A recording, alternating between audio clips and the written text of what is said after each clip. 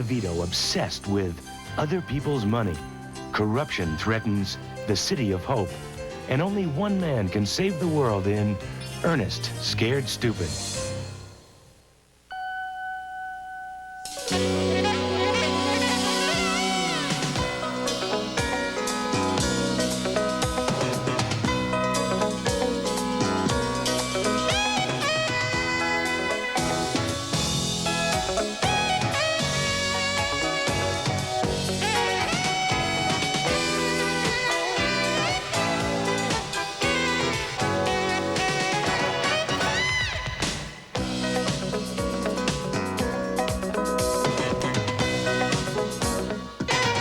Make as much as you can for as long as you can. And then what? And then what? Whoever has the most when he dies wins. Danny DeVito plays a rich but lonely takeover artist and other people's money. One of the new movies we're going to be reviewing this week on Siskel and Ebert, and I'm Roger Ebert of the Chicago Sun-Times. And I'm Gene Siskel of the Chicago Tribune, and our first film is Other People's Money, which, except for a soft ending, is a very funny and fresh look at corporate America, takeover artists, and yuppie lawyers. Danny DeVito, in a hilarious performance worthy of an Oscar nomination, plays Larry the Liquidator Garfield, a financial genius who likes to strip companies of their waste and sell off the remaining assets at a profit. Why does he do it? As he constantly says, he loves money. Money. It don't care whether I'm good or not. It don't care whether I snore or not. It don't care which God I pray to. There are only three things in this world with that kind of unconditional acceptance: dogs, donuts, and money. Only money is better. You know why? Because it don't make you fat and it don't poop all over the living room floor. Larry's latest target is an old-fashioned wire and cable company in New England, a quaint family business headed by Gregory Peck. It's called a corporate takeover. I know what it's called, and I'm not going to let you do it. It's simple. I do it all the time. Well, do it someplace else. I'm not going to commit suicide. Don't think of it as suicide. Ugh. Think of it as euthanasia. To defend his company, Gregory Peck hires a hotshot Wall Street lawyer, well played by Penelope Ann Miller. She develops a cutthroat kinship with Larry the Liquidator because it's all a game to both of them, financial and sexual. Well, if you prefer, we'll go to court. Get an injunction, have a fight, all kinds of allegations. Cost them, cost you, and for what? I live in court. You got to do better than that.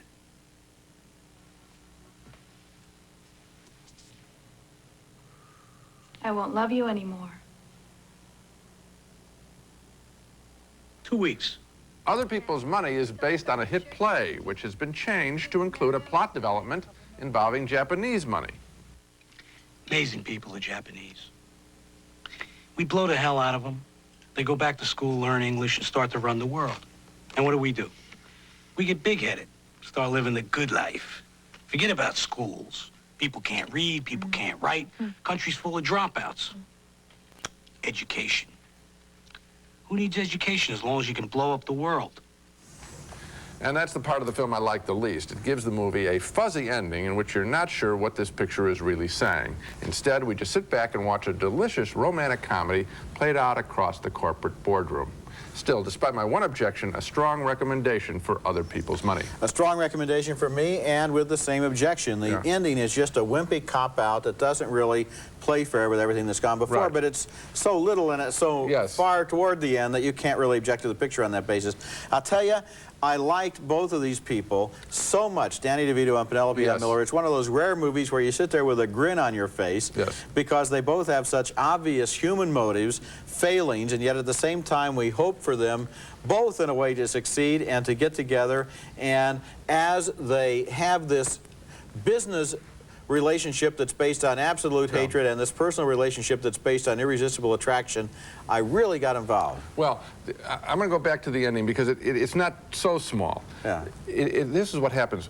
We both talked about this movie and liked this movie a real lot because of the love story between Miller and DeVito. I saw the play, and the play was about, and it was written about, money and what's happening in corporate America, and that is completely undermined by the ending of the film. Well, I talked to Norman Jewison, who directed the film, and he told me they shot an ending that played fair with everything in the film, and then it didn't test well. Audiences came out and said, oh, the ending depressed me.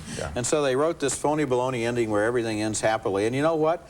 Jewison said he can't wait for the video to come out. He wants to make a laser disc in which he can put his ending in as an alternate ending, and then you could see the movie that he really wanted to make. Well, that movie could have lasted for a long time. This will last as a good battle between two interesting characters. Okay, our next movie is, let's talk about the last movie some more. No, okay. Our next movie is Ernest Scared Stupid. And although there have been 3 earlier Ernest movies, and I try to see most everything, somehow those other 3 managed to escape me, and so this is my first exposure to the friendly local garbage man played by Jim Varney. The experience of seeing my first Ernest movie did not fill me with an urgent need to rent the other 3 videos and catch up on Ernest. As the movie begins, Ernest is impressing the local kids with his notions of history, and this is one of several tiresome sequences in the movie where he appears in lots of different costumes and accents. We're the Ottomans, and you're not. You're in a world of it now, pal. Oh, my. I'm afraid. Sure, I'm scared. Everybody in Box 1 is scared. It looks like curtains. This place is just screaming for Drake. The movie co-stars Eartha Kitt, of all people, as the local prophetess. 200 years ago, the area was beset by dangerous trolls, monsters that were finally subdued by being buried and having a giant tree planted on top of them. That's what they should have done with this movie. Now they're back, and Kit knows who has to get rid of them. You are the only troll fighter we've got. You're the 7th son of the 7th son. You're the baby. You're the boy. You are the great redneck hope. Watching Jim Varney playing Ernest there, I was taken back to my childhood and reminded of the character that Huntz Hall used to play in the Bowery Boys movies. Boy, I used to love those Bowery Boys movies. And you know what? If I were 8 years old, I might have liked Ernest Scared Stupid, too. Maybe. You know, I think happened in this picture. I've seen the other ones. Oh, yeah? I don't like him, basically, in this character. Yeah. I don't think it's funny when he gets close up into the camera and mugs that's funny. In addition to that, I think I like this picture the least of them all is that it takes about 25 minutes to get rolling before they set the troll stuff in action, and the first 25 minutes of that is really boring if you're 8 or 1 or 45. Coming up later in the show, a tribute to the films directed by John Cassavetes. Coming up next, John Sayles directs a drama of a big city in turmoil in City of Hope. If you can't get respect, you settle for fear. Already pie crust. Here, looking for support, brother. Look, there's not enough of us in the city to fight amongst ourselves. I have a little power in the council. You believe that? A deal goes down in the big city in John Sayles' new drama, City of Hope, an exciting new film that can be viewed as a companion piece to Spike Lee's Do the Right Thing, both being rare dramas about how life really is lived in urban America. We have a broad canvas here as Sayles follows 36 characters whose lives intertwine: crooked union workers, crooked land developers, crooked cops, and a few key characters who want to leave the world better than they find it. Typical of the action is when a detective, Kevin Tighe, interviews a fringe criminal played by writer-director John Sayles, who is suspected of running a break-in at a video store. Got nothing to do with me. They talked. I don't fall for that, O'Brien. You should know better. Meanwhile, across town, an Italian-American played by Vincent Spano wants to soft-pedal his family's crooked past as he romances the bitter ex-wife of a cop, well played by Barbara Williams. Today has been a wild day for me. I mean, unbelievable has gone down. But I've had that feeling right here. And I haven't had it in such a long time, you know, because it never happens. You never meet that girl, or she's not the right one, and then I see you. Back home, Spano confronts his father, Tony LoBianco, who can't understand why his son doesn't want to play the game and keep his easy union job. You kiss up the Bocce and every other scumbag downtown with a nickel in their pocket. The outfit tells you put 3 guys on a payroll that you never even seen, you do it. If they told you to roll over and die, you do it. You think I like to take that shit off of them? What do you think puts the food on the table? And elsewhere, this time in broad daylight, a young politician played by Joe Morton seeks advice from his mentor, the former mayor of a neighboring big city. You're going to be a leader. Lead. Take it to the man every chance you get. This is not about a fight with white people. It's always about that, Win. If it isn't, you're just another ward healer. You don't defend anything. You attack what's wrong. That's Ray Aranja, so very good as the retired mayor, and there are lots of good actors that I have never seen before in this picture, and that's a great scene, and there are many just like it in City of Hope, which has the freshness of a film that tries to deal with the truth of how our cities have become almost ungovernable. The message of this film is obvious. Individuals acting selfishly have made these problems. Individuals acting selflessly can solve them. But City of Hope is anything but a dry lecture. It's a vibrant movie packed with fresh characters and rare drama. I admired it very much. And you know, I've been so interested over the years in John Sayles' career because it is very uneven, despite the fact that I almost always admire what he's trying to do in each film. I find that some of his films are very good and some of them don't work. And one of his weaknesses has been when he gets a lot of characters, it's hard to tell them apart and keep them straight. I had that problem with 8 Men Out, one of his previous recent films. This film, which has 35 characters in it, is so organized, so tightly written, so well played. The casting is so good that I was never in a moment's doubt as to what was going on as this vice tightens and these people, some of them evil, some of them good, find themselves caught in this completely ungovernable mess. Well, I like the way he cuts in. I mean, this required a lot of planning. Yes, it did. I mean, you know, we're constantly railing against the standard Hollywood film, which hasn't been very well written, seems like it's been rushed into production and doesn't have a third act. Yeah. This, he came fully prepared to this project. Sayles is a writer, first of all, before he became a director, and there's some really good writing in this movie. Excellent. When we come back, Life is Sweet, a very unusual comedy. Anyway, if you smoked less and you ate more, you wouldn't be sitting there looking like a skeleton. It's better than looking like a beach whale. Oh, thank you. I was sitting out the back. No, I never. Yes, you did. Are you calling me a liar? Yes, I am calling you a liar. I thought you'd gone for a walk. Don't be so stupid. I've never been for a walk in my life, have I? That's another day in the life of the sweet, strange, troubled, and quietly funny family in Life is Sweet, a wonderful and very funny and very touching new film by Mike Leigh.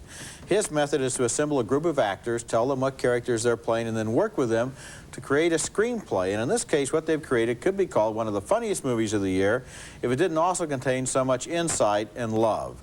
The movie stars Allison Steadman as the mother, whose twin daughters, Nicola and Natalie, are complete opposites, or at least that's how they seem.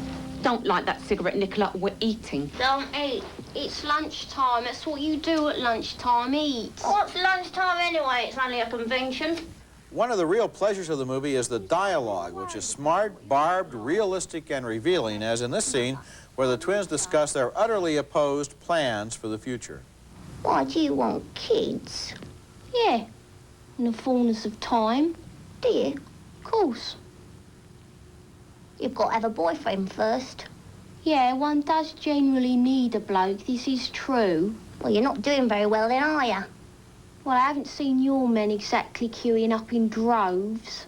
What really got me about Life is Sweet is that the characters are as intelligent as the average member of the audience, which usually isn't the case in comedies. This is comedy as it emerges from life and as we actually live it, instead of comedy involving formulas and gag lines. I started out feeling good about this movie, and the longer it lasted, the better I felt. It's going to be opening next week in New York and then rolling out across the country. Yeah, I hope people will really find this, and I hope that they can go to the video stores and get Mike Leigh's first film, High Hopes. He's a really good filmmaker. The obvious focus of attention is on the twins, and these two actresses are very good. But something that wouldn't have been done in a standard movie is to make the relationship between the parents so strong. Typically, in an American film, you would see the kids, the focus is on the kids because they want the kid audience, and so we'll make the parents as jerks because that's easier for kids to rebel again, and they would stop writing there. What he's done is written a real love story between the mother and the father, and it isn't clear. At first, you think she's abusive toward him. Then you see how much she loves him, and she later defends him, and that relationship is just as exciting as the one to the kids. The neat thing about the movie is the way that instead of setting up all of its themes in the first act and then saying, okay, now we're going to hack away at these, it reveals its themes. And it's not until the third act when the woman talks to one of her daughters and says, you think you have it tough?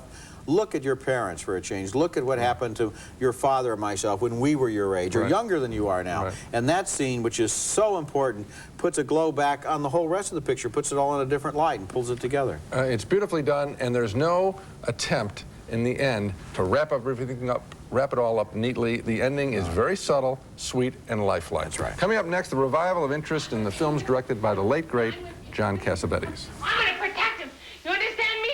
They're mine, and I want to protect him. And they think of him as a fiery, maybe creepy little actor in such films as Rosemary's Baby or The Dirty Dozen. But John Cassavetes, who died 2 years ago at age 59, also spent much of his creative life making movies, quirky, talky, impressionistic movies about middle-class characters who were more successful than they were happy. A package of 5 of those films directed by Cassavetes is now being shown in theaters around the country, and negotiations are being held to finally bring these films to home video. Being re-released is Shadows from 1960, a drama of 2 black men and their sister trying to survive in New York. The sister is being pursued romantically by a white man. I don't want you around hurting my sister. I don't want you to hurt anything of mine. The acting in Cassavetes' films is always first-rate. Here's a scene from Seymour Cassell's Oscar-nominated performance in 1967's Faces. Nobody cares. Nobody has the time to be vulnerable to each other. One of Cassavetes' best films is A Woman Under the Influence, starring his wife Jenna Rollins in another portrait of a marriage on the rocks. Peter Falk plays her husband trying to deal with her mental problems. It's the way the guy looked at you. Ain't the guy looking at you like this? He don't know what to do. This monkey don't know what to do. He thinks you mean something. He don't know you don't mean it. Not all of Cassavetes' films are successful. Try as they might. I Don't Care Much for The Killing of a Chinese Bookie from 1976 about a nightclub owner, Ben Gazzara, who was sought out to do a mob hit to reduce his own debts. Much better is Cassavetes' Opening Night from 1978. Before this year, it never had a theatrical release, and I just saw it for the first time. Jenna Rollins stars as an actress who takes her dramatic role in the theater personally as she rails against her director, Ben Gazzara, who is sickened at seeing her on a self-destructive binge. I don't know what the hell it is. What is she? A political fantasy? Frustrated vision of Sarah's own inability? John Cassavetes' films always feature scenes of run-on, boozy dialogue from characters contemplating suicide. Somehow they pull through, as his films argue, for the importance of dealing with rage, not suppressing it. I know a lot of people are very frustrated by his films. They're not neat cut-and-paste jobs of cornball sentiment like so many American movies, but if you relax your impulse to see a quick-moving fantasy, screening John Cassavetes' films can be a real treat. His place as an influential film artist is secure in this country, and it's only going to grow. You know, I also saw Opening Night for the first time just last week, and it's amazing that film was never released because the performance in it by Jenna Rollins is so strong as this alcoholic woman who, in the days leading up to the opening night of this new play, has everybody around her going totally berserk and crawling up the walls, trying to deal with her and to get her onto the stage with one piece. And it develops so much tension in terms of her self-destructiveness that it's almost like a thriller as it leads up to opening night. Well, will she make it? How will she make it? And then cinematically, I want to give you one example of why I like Cassavetes from this film. There's a sequence where somebody's on the phone with somebody else, and their wife is on the bed. The average director would have shot just the telephone dialogue and maybe had the wife come in and out of the scene. Cassavetes is smart enough, honors the audience's intelligence enough that he photographs the wife and has a conversation off camera, knowing that we can follow both and that it's going to be much more interesting. And when people, like critics, rave about Cassavetes, it's for decisions like that that treat us better and treat the film better. It's really great that these films, some of which were never released in his lifetime because of stupid distributors or bad deals or strange contracts and so forth, are coming out now. And I talked to Jenna Rollins about these films. She feels that it's her wish that they come out on video as a memorial to Cassavetes, and I'm sure they will. When we come back, my home video pick for the week, the story of a singing group that learned some hard lessons about life. It's on home video, and I hope that's what happens with my home video recommendation this week, which is Robert Townsend's The 5 Heartbeats. The movie is the story of the rise and fall of a singing group, something like the Temptations or the Dells. And in the movie, the 5 group members start out as friends from the neighborhood, hoping to win a local amateur contest. Robert Townsend, who stars in the film as well as directing it, is working in an established movie formula here, the musical biography, but he creates his characters with a lot of love and insight, and The 5 Heartbeats is not only entertaining, but has something to say about human nature. It's my home video recommendation this week, new on video. And now, let's take another look at the movies we reviewed on the program this week. 2 thumbs up for Other People's Money, with terrific performances by Danny DeVito and Penelope Ann Miller, marred only by a fuzzy ending. 2 thumbs down for Ernest Scared Stupid, with Jim Varney mugging his way through a dumb script. 2 enthusiastic thumbs up for John Sayles' City of Hope, a riveting portrait of big city corruption. And we were both also very impressed by Life is Sweet, the terrific comedy by Mike Leigh, which opens next week and then moves around the country. 2 more thumbs up for the newly released Opening Night, part of a package of John Cassavetes films that's touring the country right now. And so, of the group here, I guess the Cassavetes films is a package, and then also Life is Sweet. Life is Sweet. Other People's Money. City of Hope, and Other People's Money. It's a good lineup this week. That's it for this week. Next week, we'll be back with reviews of new movies, including John Hughes' comedy Curly Sue, starring Jim Belushi and Kelly Lynch. May I? May you what? Kiss your cheek. In a pig's eye. And The Butcher's Wife, a love story starring Demi Moore and Jeff Daniels. That's next week. Until then, the balcony is closed.